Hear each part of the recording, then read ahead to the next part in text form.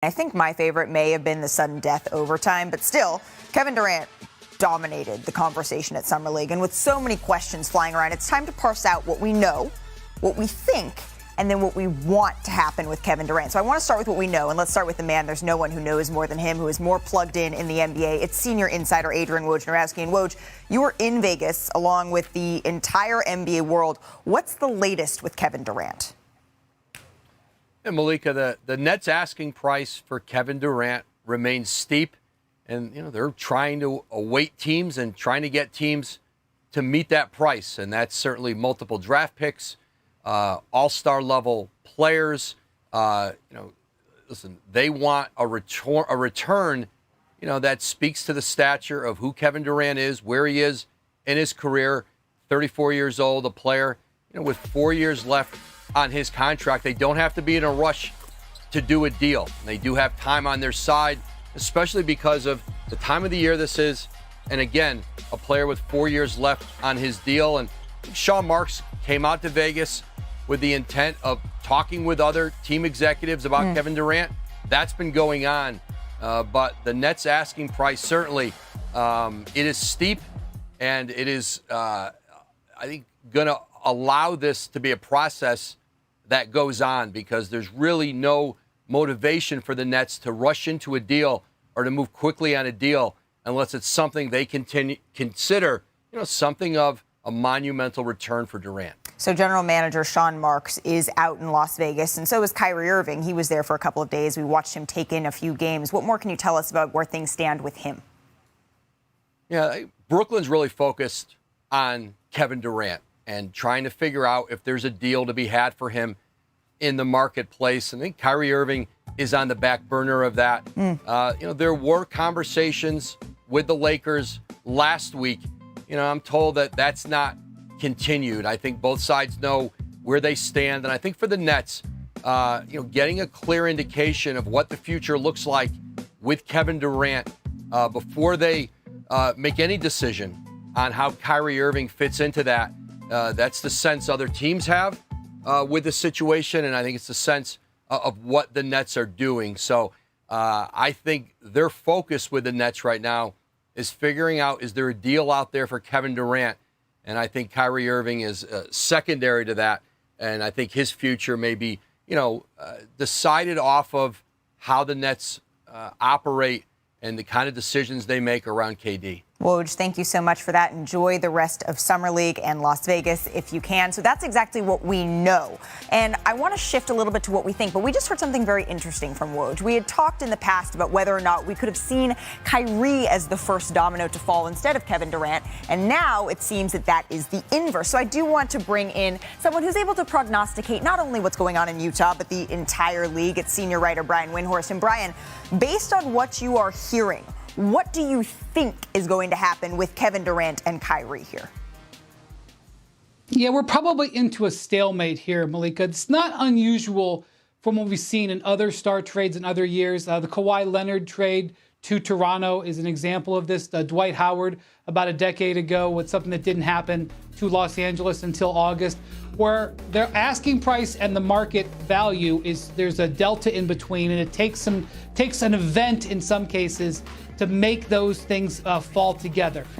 In this case, what we might watch for is any communication from Kevin Durant himself about if he were to come out and say his feelings about potentially returning to the Nets, for example, which is something that hasn't been ruled off the table if the Nets can't find a deal that they like. Or maybe a comment about what teams he may or may not have interest in. But that may not happen at all. And nothing may happen for a while. There may be a decision by the Nets at some point to reduce what they're looking for. Yeah. But they don't have to do that. Certainly shouldn't do that this early in the process. So my guess is we're going to be stuck here for a while until something else comes in and changes the situation. Stuck watching, waiting, and listening to see what happens with Kevin Durant and with Kyrie Irving here. Thanks, Brian. Please do not go too far because we're going to get into so much more here on NBA Today. But I also want to know what we want to happen. And this is sort of threefold because I imagine what Kevin Durant wants, what the Brooklyn Net wants, and what fans want, it could potentially be different. But those first two, they need to line up in order for us to see a trade. So what should we want to happen, Kendrick Perkins? Well, what I want to happen is I want Kevin Durant to go to the Phoenix Suns and play alongside Devin Booker and CP3 and be coached by Monty Williams. I want Kyrie Irving playing alongside LeBron James and Anthony Davis. Again, when Kyrie Irving played alongside LeBron James in the playoffs, their record was 39-13. Kyrie Irving was at his stage of his career where he was the most consistent for his playing at an elite level. Now, I say that to say this, Malika. We are still talking about Kevin Durant.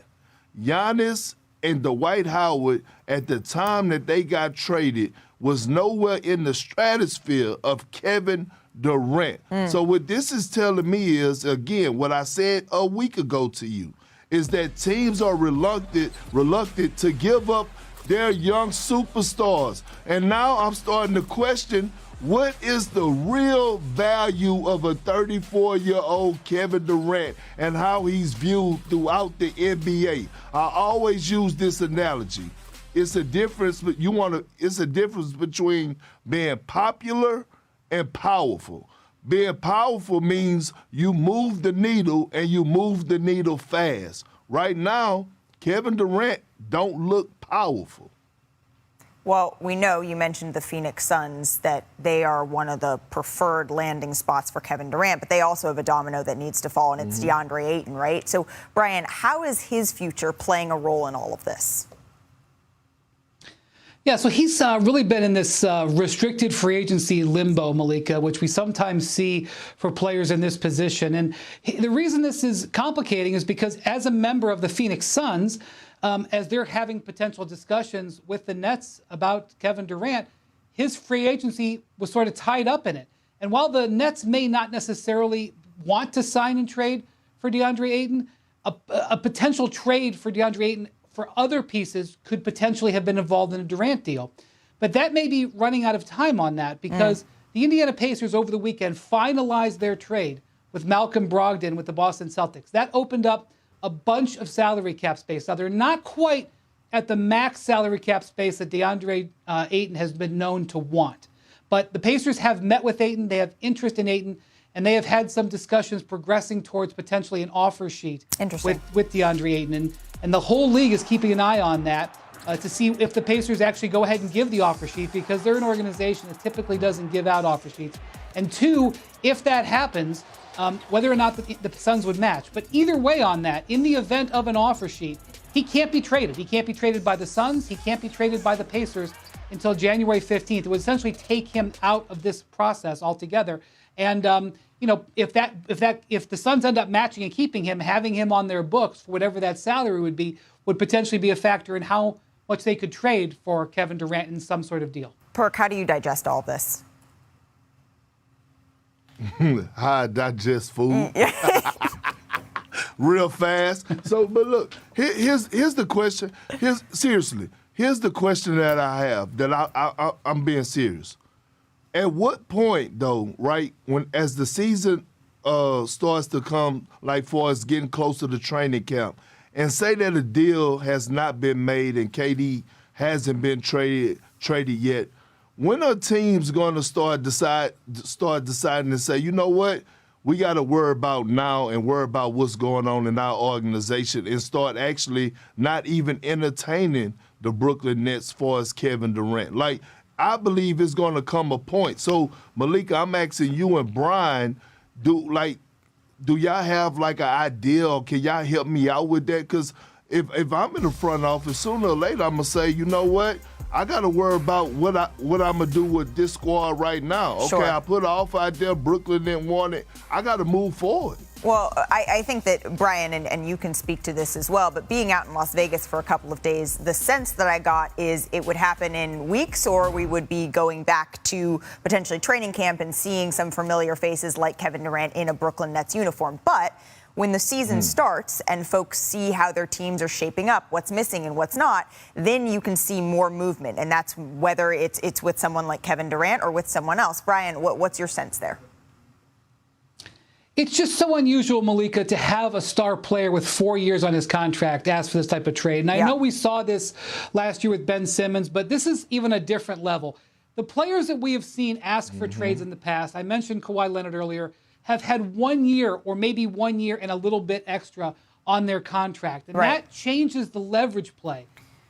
That is something that we are a little bit in uncharted territory. And that is why the Nets, and it's justifiable, are asking for a price here. But the offers are coming in here. Right. And I mean, I don't know where that's going to, there's no roadmap right now to see where that's going to go. But Brian, if memory serves, with Kawhi, the Raptors, they came in with an offer. It wasn't necessarily taken up immediately. There was some time that passed. They saw the rest of the offers that came in. The Raptors offer, it didn't change. It was good, don't get me wrong, involving a DeMar DeRozan, someone who, number one, was beloved by the organization and is also an excellent player. But maybe it wasn't initially what they had in mind. And then a couple of months later, once sort of surveying the landscape, it was like, okay, now we can get this deal done. Malika, that is exactly this right. Is what I gotta say. We know that Toronto is one of the teams that is bidding in here. And if Toronto was able to hold their price and end up getting Kawhi Leonard, why wouldn't they enter this? Why wouldn't Masai Ujiri wonder if he's got the best offer, maybe, if they wouldn't hold their price and maybe that would come down for Kevin Durant? Those are certainly positions that are easier to take in mid-July than in mid-August or even mid-September. Perk? I know I keep saying this and I'm sounding like a broken record, but we are talking about Kevin Durant. Like, I still can't, like, this doesn't make sense to me. Kevin Durant is on the market. Kevin Durant is available. Yeah. Like, what's Kevin Durant? But give up Easy some of their money young sniper. stars, but Kevin also wants to play with those young stars. So that's the balance here, Perk, and we've talked about it since Kevin Durant requested that trade a week and change ago, is that the balance is that, yes, it's Kevin Durant, but if a team is to give up all of those young stars and all of those young assets, what is left to come back to? And that's what we're going to continue to keep tabs on. Coming up, though, on NBA Today, not all things have tournament in Lake Tahoe. I miss Tahoe. Warriors reporter Kendra Andrews joins Perk, Brian, and me now. Hey, Perk, I'd pay some good money to see you swing a golf club. Not me. Not me. I tried it once, never again. Never I'm again? telling you, you don't want to see that. No, I think you don't want to see that. I think I do. Steph, though, clearly enjoying his summer vacation, but some of the young Warriors, they are at work in Vegas at Summer League, including James Wiseman. He made his long-awaited return to the floor last night, played 20 minutes, scored 11 points. That's what the numbers say. But Kendra, what are the Warriors saying about his performance? Yeah, Malika, there's just a great sense of relief, right, that James finally played an official game of basketball. It's been 3 months, I think, or maybe more, since he played those 3 G League games with the Warriors, the Santa Cruz Warriors. So there's just a great sense of relief. It's a lot of weight off of his shoulders and the Warriors' shoulders. And I spoke with a couple members of the coaching staff, and their sentiment is this. Now we can finally see what we're actually working with and really start to figure out what James's role is going to be with this team next season.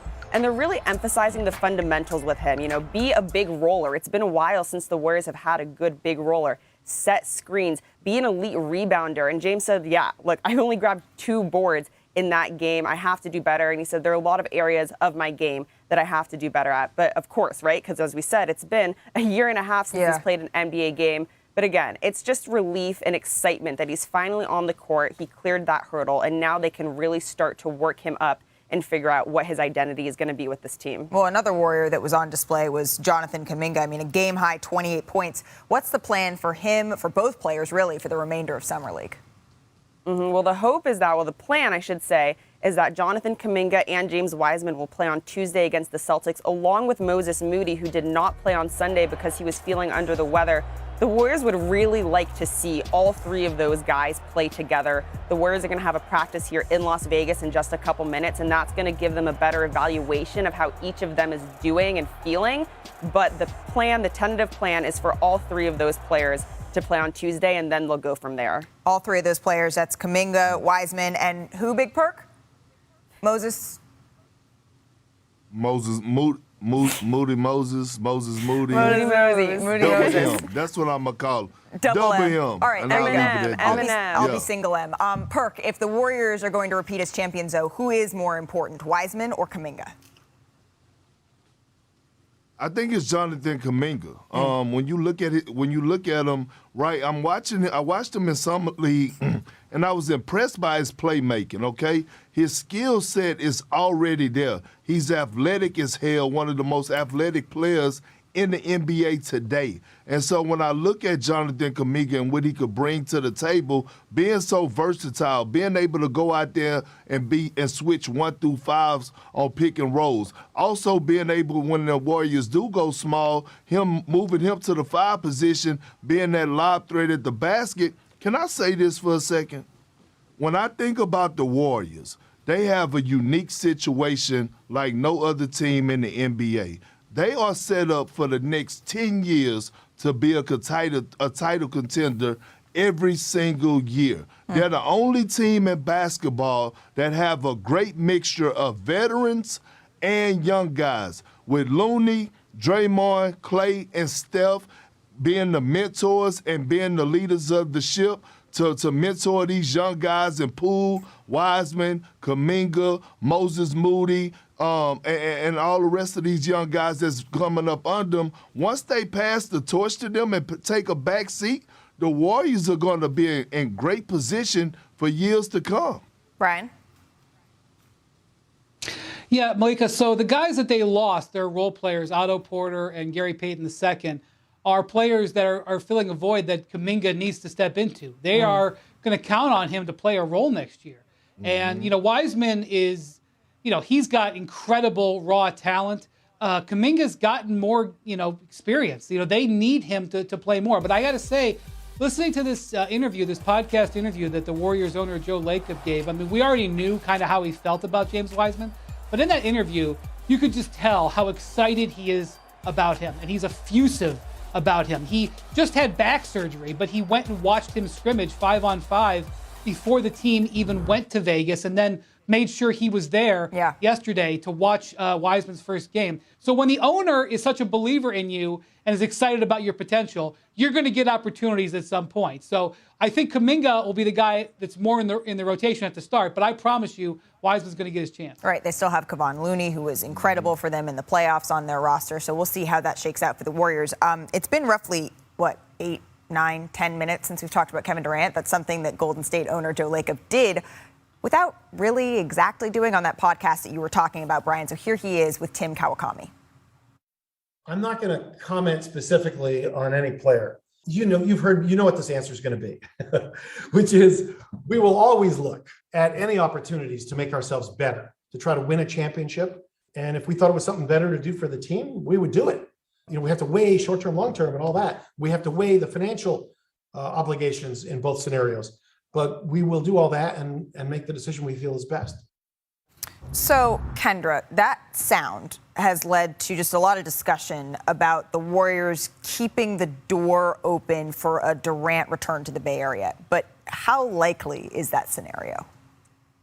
Look, Malika, it's not very likely that there is going to be a Warriors and Kevin Durant reunion in Golden State. Have the Warriors made calls? Have they reached out? Have they talked about it? Yes, as every team in the league has done, as you guys have established on this show.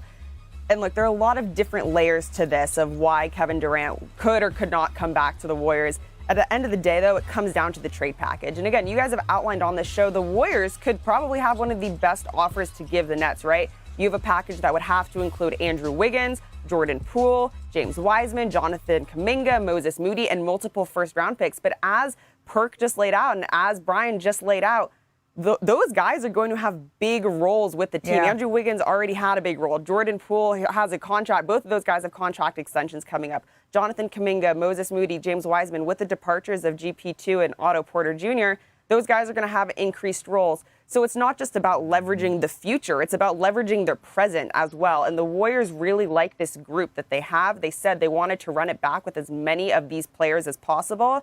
And I don't see that changing right now. Yeah, it feels a little bit unrealistic, even if you do have to make those calls. The Warriors, they're in an interesting situation. Obviously, they were the champs, and now we will see what pieces that they're able to run it back with, how big of a role that they play, obviously with Steph Curry leading that group. Kendra Andrews, thank you so much for spending some time with Bench. LeBron was on the opposite baseline, and the former MVPs I didn't see them talking at all. They left independently at different points in the game. Russell Westbrook left around halftime. LeBron James left toward the end of the game. Wendy, are you reading anything into this non-interaction? Well, I think it's dangerous to totally read into something when you just see a slice of their lives. But one thing I think we can say is that last year, when Russell Westbrook was traded to the Lakers, LeBron and Russ were, spending a lot of time together, totally palling around Los Angeles, working out together. They were totally invested in building that relationship, and I think it's safe to say that that's turned a little bit frosty. And, the reality is this. The reality is that LeBron does want the Lakers roster improved. The way to do that is to trade Russell Westbrook. I don't think he's demanding Russell Westbrook to get traded. He just wants them to improve. I think the entire NBA knows that, including Russ.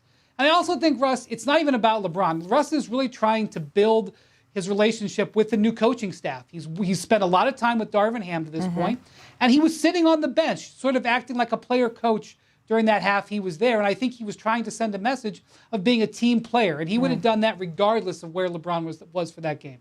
Perk? Well, let's just stop all the foolishness, okay? Here it is, all right? We all know that the Lakers want to get rid of Russell Westbrook. They want to trade him. Okay, let's get that out in the open. And we know that Russell Westbrook could feel the energy. And Russell Westbrook knows that. And guess what?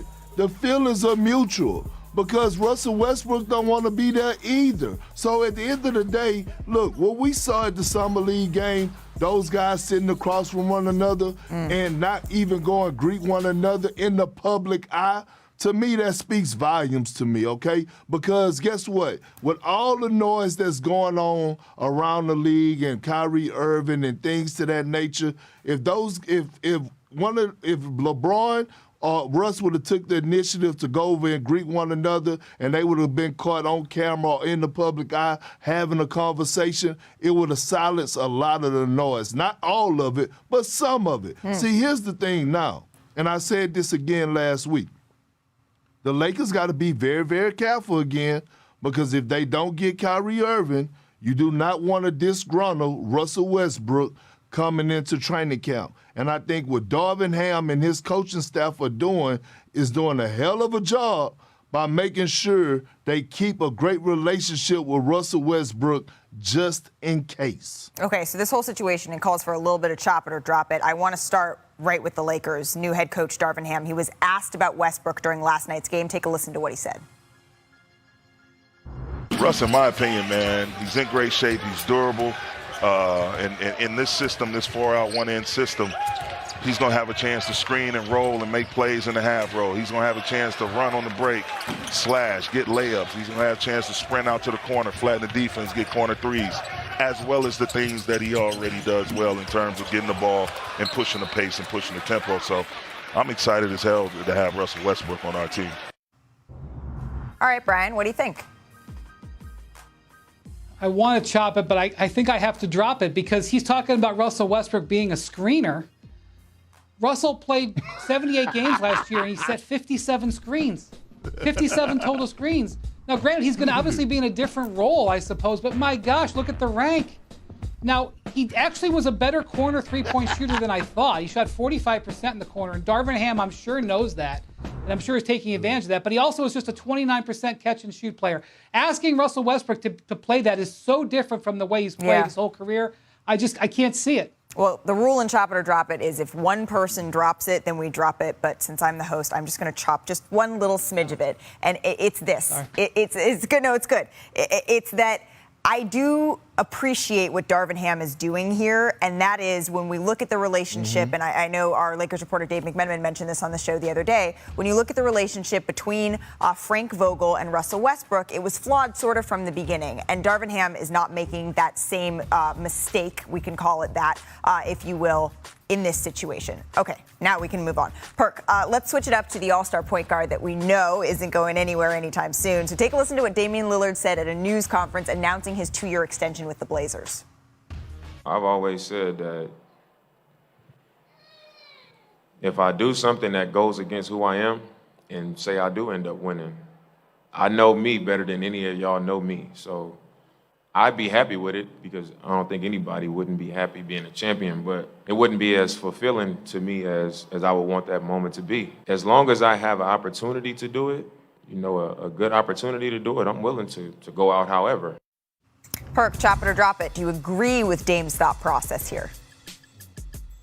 Well, can I pull a Richard Jefferson here? Because I wanted to chop it, but I think I'm going to drop it. But I'm glad Dame knows himself better than everybody else. You're supposed to know that, okay? But I will say this to Dame.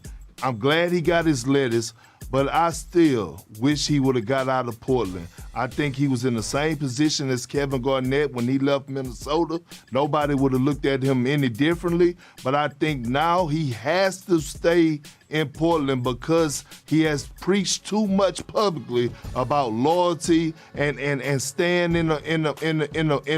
committed and getting it out the mud and all that. So he has to stay there. Otherwise, he's going to be contradicting himself. All right, so from Lillard to Wall.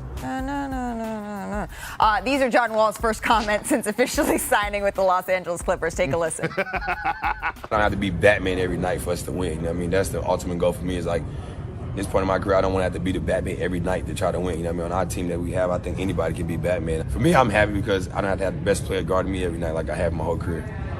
You telling me the third best defender going to have to guard me? Good luck. So on a team that already has a Batman and a Robin, who do the Clippers need Wall to be, Brian? Alfred? I mean, I will say he hasn't been Batman in a few years, so that wasn't really an option at this point. But I will say that, he was able to not only pick a team where he has a high degree of success possibility, low downside, he got all his money. He got all his money. He took a $6 million buyout and signed for $6 million back. I don't think many people thought he was going to get all his money and get out of Houston. So you got to give props to him and for working that out. Perk? I will say this.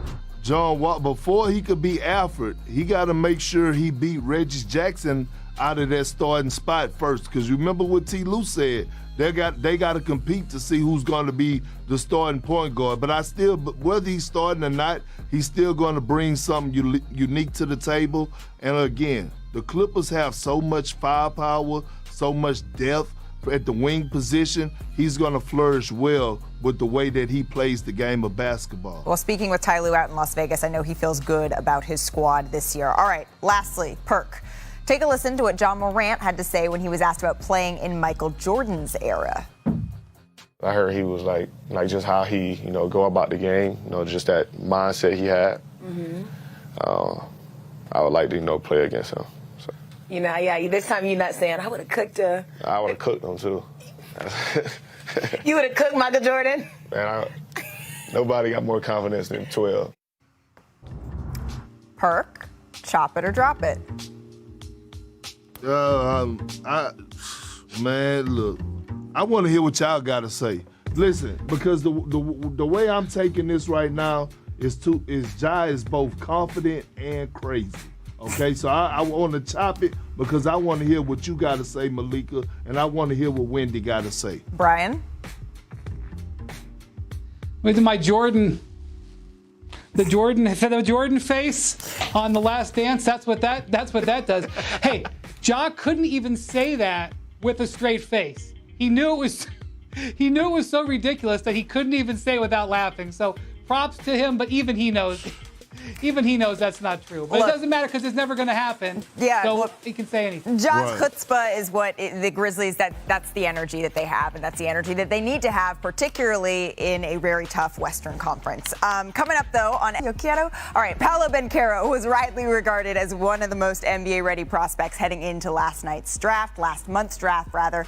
And of all the tools in his bag that were on display over the course of the weekend in Vegas, and some of the player comps that jumped off the screen, I mean, you got to see this. Paolo's high-level footwork and ability to score, it was obvious, right, during his freshman season at Duke. But this turnaround jumper from Banchero, it stirred up plenty of conversation on Twitter for how eerily similar it was to one of the greatest scoring forwards of all time, one Mr. Carmelo Anthony. And then the facet of Paolo's game that was arguably even more impressive, it was his playmaking. I mean, he was averaging 6 assists a game, doubling the 3.2 he averaged at Duke. And then this crossover pass, I mean, that cross pass, all right. That looks a little bit like something we saw from LeBron James. And arguably, the biggest play that Banchero made over the weekend was the game-saving block in sudden death. And this block, it kept the Magic alive and showed Banchero's prowess on both ends of the court.